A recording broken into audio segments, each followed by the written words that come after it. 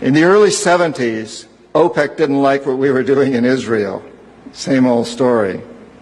And so they cut off our oil supplies. So some of you will remember these long lines at the gas stations. And we feared we were going to have another depression like the 1929 depression. And so the U.S. Treasury Department came to me and other economic hitmen and said, listen, you know, we can't allow OPEC to blackmail us anymore. You guys got to come up with a plan so this will never happen again. We knew that that plan had to involve Saudi Arabia because it had more oil than anybody else, and it also, the House of Saud, the royal family, was corrupt and corruptible. The long version is explained in the book, but the short version of what we did, the deal we finally struck with the House of Saud, was a deal whereby they would return almost all the money they made from selling oil to the United States, invested in U.S. government securities. The U.S. Treasury Department would use the interest from those securities, which over the years has amounted to trillions of dollars, to hire U.S. companies to westernize Saudi Arabia, build petrochemical complexes, desalination plants, whole cities out of the desert, McDonald's and all the other things that go along with our Western culture. The House of Saud would also agree to keep the price of oil within limits acceptable to the oil companies, possibly not acceptable to you and me, but acceptable to the oil companies.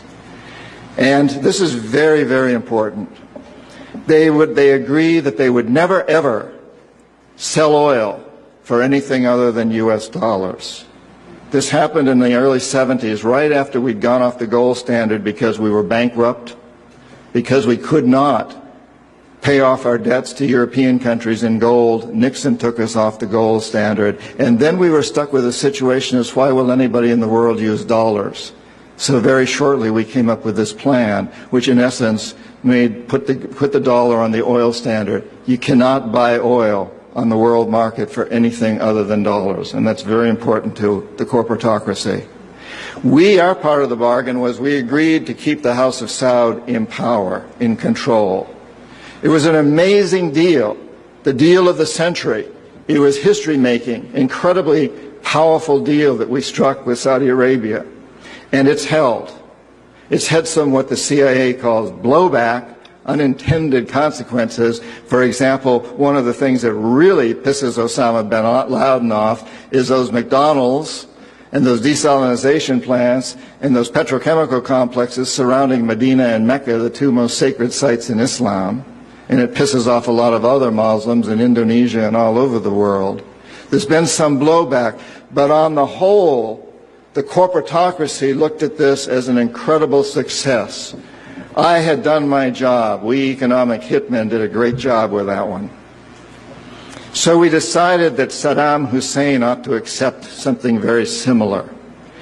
Now, probably a lot of you know that Saddam has been our boy for a very, very long time. You may remember Abdul Karim Qasim, who was president of Iraq in the early 60s. Qasim came up with a unique concept. He said, Iraqi oil ought to go to benefit the Iraqi people. How novel is that?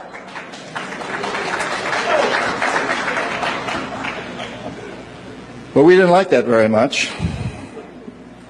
He began to tax the oil companies, particularly the British and some American companies, and threatened to nationalize our oil companies. And so we decided that Qasim had to go. The CIA sent an assassination team. It was headed by a man who was still going through high school, an Iraqi citizen who was still going through high school. They riddled Qasim's car with bullets on the streets of Baghdad and missed him.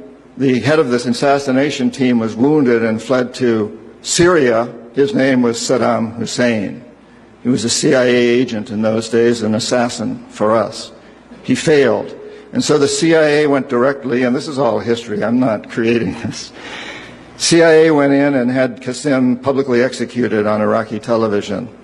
They put Saddam's cousin in charge. He became president of Iraq, and Saddam became vice president in charge of security.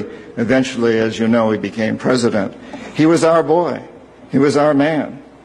And so and we sold him and gave him a lot of tanks. We built him, Bechtel built him big chemical, I don't know, my father-in-law was chief architect at Bechtel, built Saddam big chemical plants that were used, and we knew that they were used to make mustard gas and other chemical weapons that were being employed against the Kurds and later the Iranians. We knew this, but we sold him these things. And in the 1980s, we decided that Saddam Hussein ought to accept something similar to Saudi Arabia. It was such a successful deal, because after all, what we want to do is control the Middle East and control the oil in the Middle East. And incidentally, I'm going to get back to Iraq in just a moment, but for those of you who think that Israel is about creating a homeland for the Jewish people, you're as deceived as most of them are. It's partly about that, perhaps, but what it's really about is creating a surrogate fortress in the middle of the Middle East. The Israelis are being used as pawns. They're being used like old armies used to use sheep that ran before the armies. They're our surrogates. And their leadership knows that. Most Israelis probably don't. They think they're creating a homeland. But it's a very, very sad situation of what's going on there. And of course, the Lebanese and the Palestinians are caught in the middle of this. And Iraq is part of that too. We have to remember that Middle Eastern oil is the oil that's used by a great deal of Europe, and China and Japan. If we control Middle Eastern oil, we control our biggest potential competitors, Japan, China, Europe.